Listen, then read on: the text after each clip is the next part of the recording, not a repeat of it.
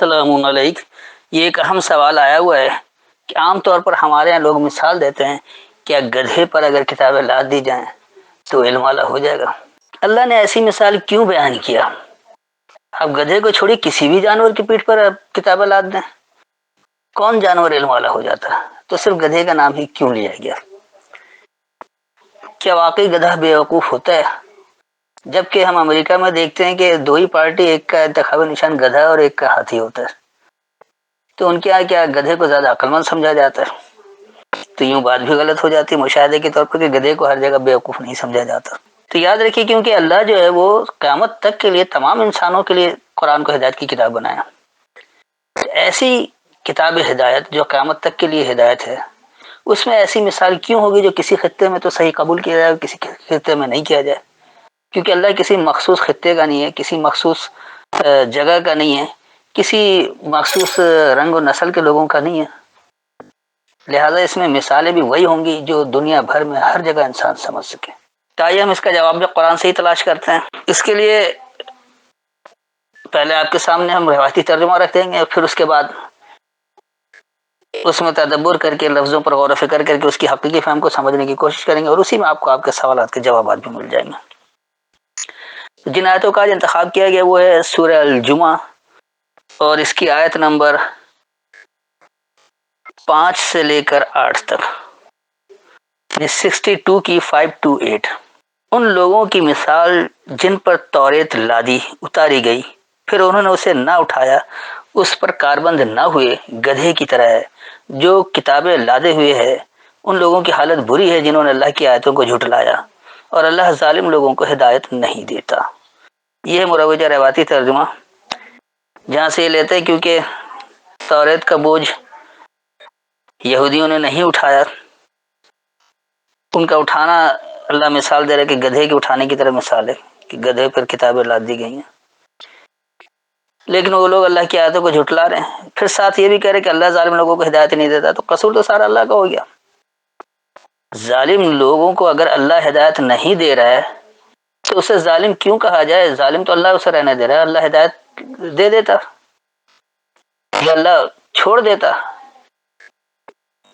تو جب اللہ ہی ہدایت نہیں دیتا تو پھر اللہ کو سزا دینے کا اختیار بھی نہیں ہونا چاہیے، یہ ناانصافی ہو جائے گی، عدل کے خلاف بات ہے، جبکہ اللہ اپنے آپ کو عادل کہتا ہے۔ اللہ سے زیادہ عدل کرنے والا کوئی نہیں ہے۔ لیکن اس ترجمے سے جو ہمارے یہاں نام نہاد علماء نے ترجمہ کر رکھا ہے، سارا الزام اللہ پر آتا ہے، پھر بھی یہ رجوع کرنے کے لیے تیار نہیں ہے۔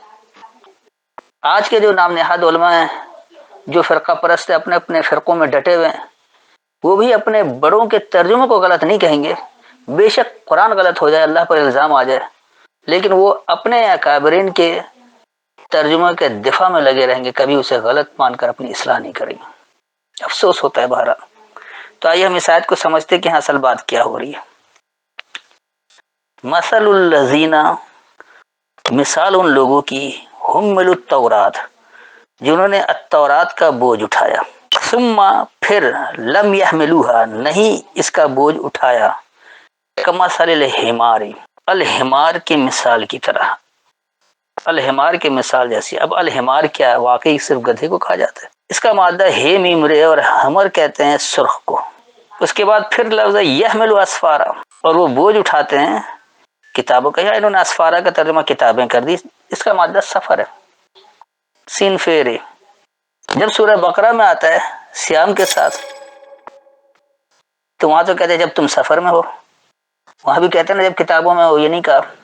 تو یہاں اسفارہ سفر کی جمع ہے، یہ خوب سفر کی بات ہے، علمی سفر۔ وہاں بھی میں واضح کر چکا سورہ بقرہ میں بھی کہ سفر اللہ علمی سفر کو کہہ رہا ہے، یہ کوئی علاقائی سفر کی بات نہیں ہے، ایک علاقے سے دوسرے علاقے جانے کی بات نہیں ہے۔ تو اسی طرح اس کی جمع اسفارہ، خوب سفر میں۔ اور سفر یہ کیونکہ نظریات کے ہیں، احکامات سمجھنے کے لیے، لہذا یہ علمی سفر ہے، علاقائی سفر نہیں ہے۔ یہاں سے بھی اس بات کو واضح کیا گیا۔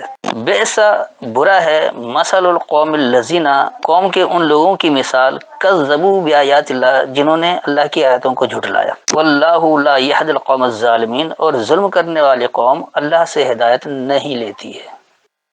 یاد رکھیں اللہ نے انسان کو خود مختار بنایا ہے، راستے دونوں بتا دیے، اب آپ چاہے تو صحیح راستہ منتخب کرنا ہے ہدایت والا، اور آپ چاہیں تو آپ ضلالت والا گمراہی والا راستہ اپنا لیں۔ یہ اللہ نے انسان کو اختیار دیا ہے۔ اللہ ہدایت نہیں دیتا یا اللہ ہدایت دیتا ہے، یہ دونوں باتیں غلط ہیں۔ تو اس آیت میں اصل ہدایت کیا ملے، آئیے اس کو سمجھتے ہیں۔ التورات کہا جاتا ہے شرعی حکم کو جو اللہ نے احکامات دے رکھے ہیں، تو خاص شرعی احکامات اٹھانے والے لوگوں کی مثال، پھر اسے انہوں نے نہیں اٹھایا خوب علمی سفر اٹھانے سے، اس خاص سرخی کی طرح ہے کہ قوم کے ایسے لوگوں کی بری مثال ہے جنہوں نے اللہ کی آیتوں کو جھٹلایا، اور ظلم کرنے والی قوم اللہ سے ہدایت نہیں لیتی۔ تو آج بھی آپ دیکھ لیں جو اللہ کے خاص احکامات شرعی احکامات ہیں جو اللہ نے اپنی کتاب میں دے رکھا ہے، آج اس کے اٹھانے والے دعوے دار کون ہیں؟ جو آج کل مسلمان کہلاتے ہیں کہ ہم قرآن کو ماننے والے، ہم قرآن کے احکامات کو مانتے ہیں۔ تو یہ التورات کا بوجھ اٹھانے والے کون لوگ ہیں؟ آج کے مسلمان۔ لیکن انہوں نے اس کا بوجھ نہیں اٹھایا علمی سفر کے تحت، انہوں نے اس پر غور و خوض نہیں کیا، انہوں نے اس پر تدبر نہیں کیا، اللہ کی ہدایت تک پہنچنے کی کوشش نہیں کی اللہ کیا ہدایت دے رہا۔ بس جس طرح اللہ کے کلام میں غیر اللہ کے کلام کی ملاوٹ کر کے ان کے اکابر نے سمجھا گئے ہیں، اسی پر ڈٹے ہوئے ہیں۔ تو یہ بری مثال ہے کہ آپ اللہ کے احکامات کا بوجھ بھی اٹھائے ہوئے ہیں کہ ہم جانتے ہیں اللہ کا کیا حکم دے رہا ہے، کیا بتا رہے ہیں، اور وہ علمی سفر کے ساتھ اس کا بوجھ بھی نہیں اٹھاتے۔ تو ان کی ایک خاص سرخی کی طرح مثال ہے، یہ گدھے کی مثال نہیں ہے، بلکہ وہ غصے سے سرخ ہو جانا، جذبات سے سرخ ہو جانا۔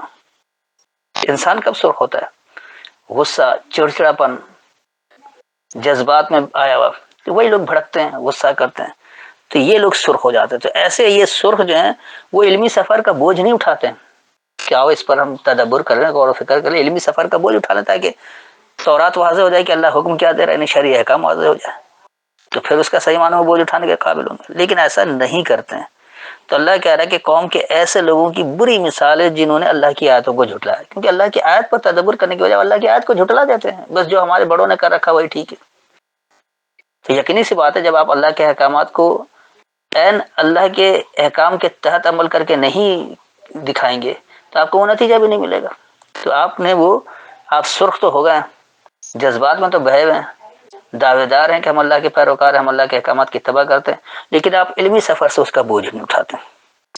کس لیے کہ آپ اللہ کی آیتوں کو جھٹلا رہے ہیں۔ اسی لیے اللہ کہہ رہا ہے کیونکہ جو اللہ کی آیتوں کو جھٹلاتا ہے اللہ اسے ہی ظالم کہتا ہے۔ تو یہ ظلم کرنے والی قوم، جو ظالم لوگ ہیں، یہ اللہ سے ہدایت ہی نہیں لیتے، اللہ کی کتاب سے کھول کر اس کی آیتوں کے ذریعے ہدایت نہیں قبول کرتے کہ اللہ کیا کہہ رہا ہے۔ اب آگے آئیے،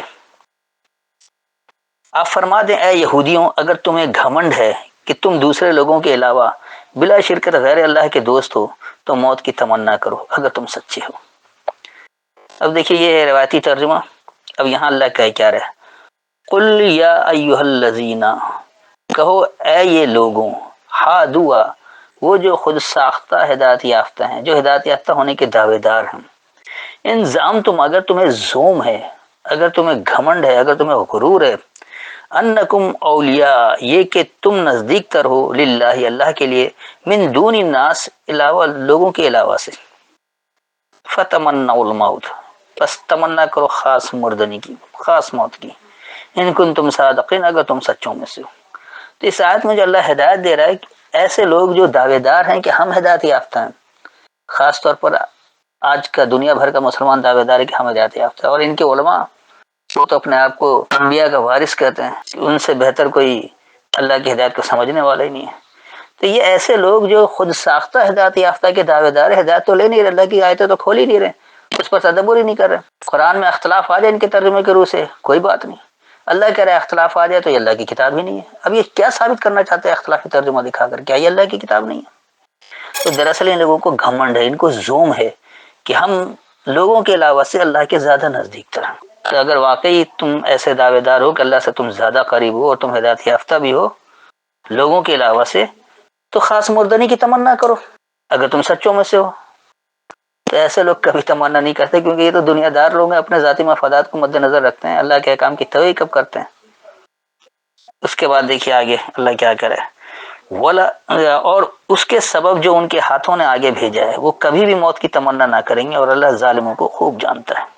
ولا یتمنونہ، اور نہیں یہ اس کی تمنا کریں گے ابدم کبھی بھی، بما قدمت ایدیہم، اس کا جو اقدامات ہیں ان کے سامنے، واللہ علیم بالظالمین، اور اللہ ظلم کرنے والوں کو جانتا ہے۔ اس آیت میں اللہ نے واضح طور پر بتا دیا کہ اگر واقعی کسی کو یہ دعویٰ ہے کہ وہی ہدایت یافتہ ہے اور وہ اللہ کے نزدیک تر بھی ہے اور لوگوں کے علاوہ اللہ اس سے محبت کرتا ہے، تو ذرا موت کی تمنا تو کریں اگر وہ واقعی سچے ہیں۔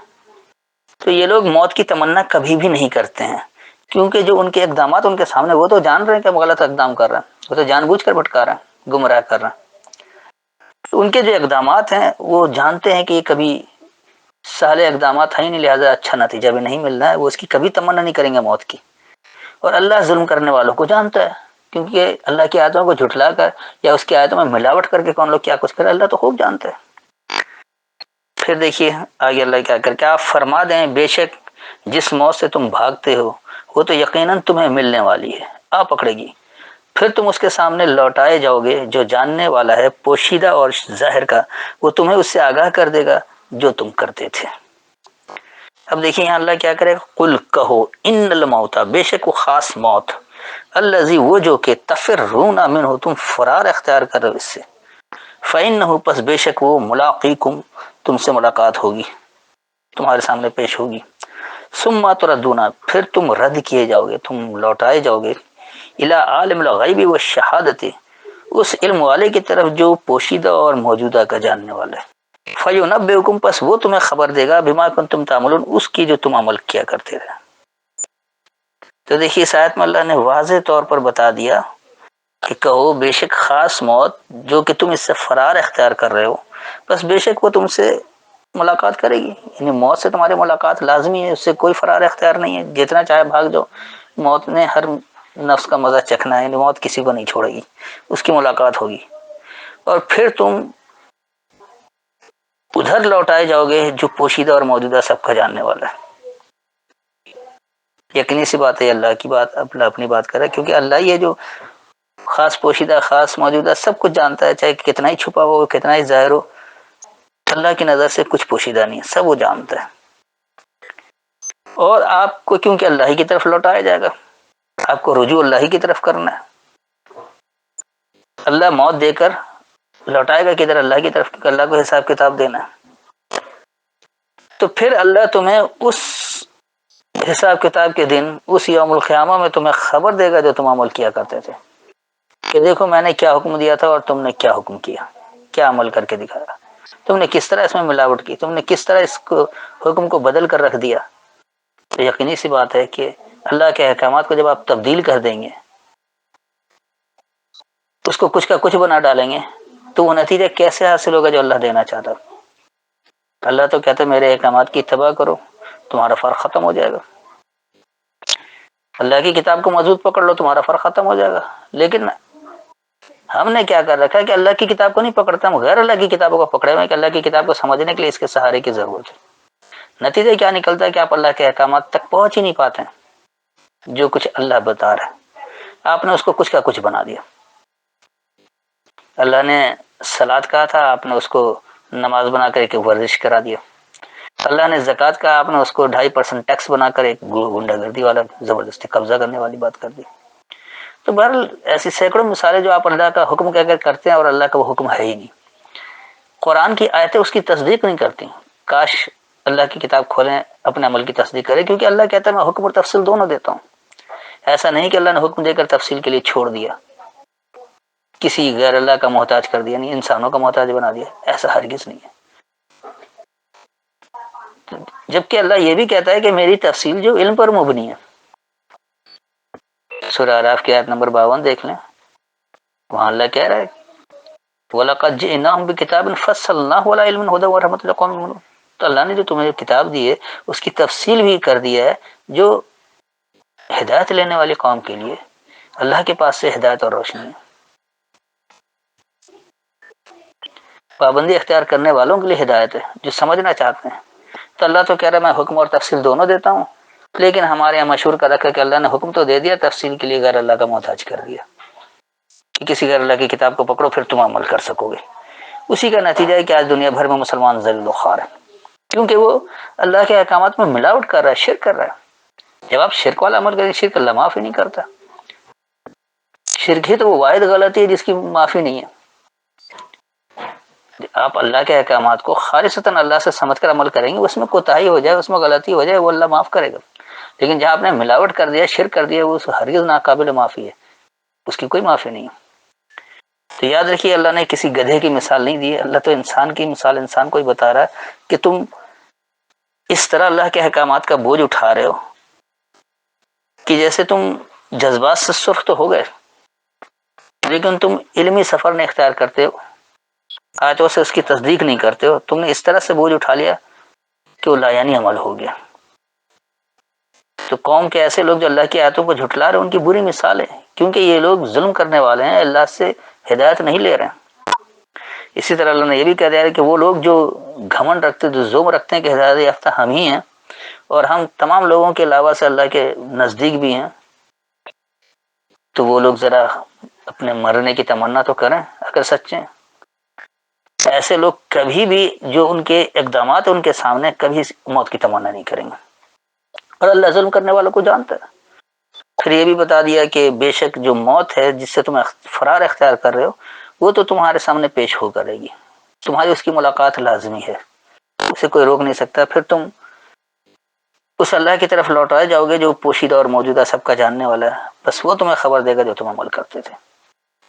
تو یہ تھی ان آیتوں کی تفصیل. میں نے ایک ایک لفظ بھی سمجھا دیا، جملوں میں بھی سمجھا دیا. امید ہے کہ ہر ایک کو اپنے سوال کا جواب مل گیا ہوگا. پھر بھی اگر کوئی تشنگی رہ گئی ہو، کوئی ابہام موجود ہو، تو آیت کا حوالہ دے کر اپنا سوال دہرا سکتے ہیں. السلام علیکم.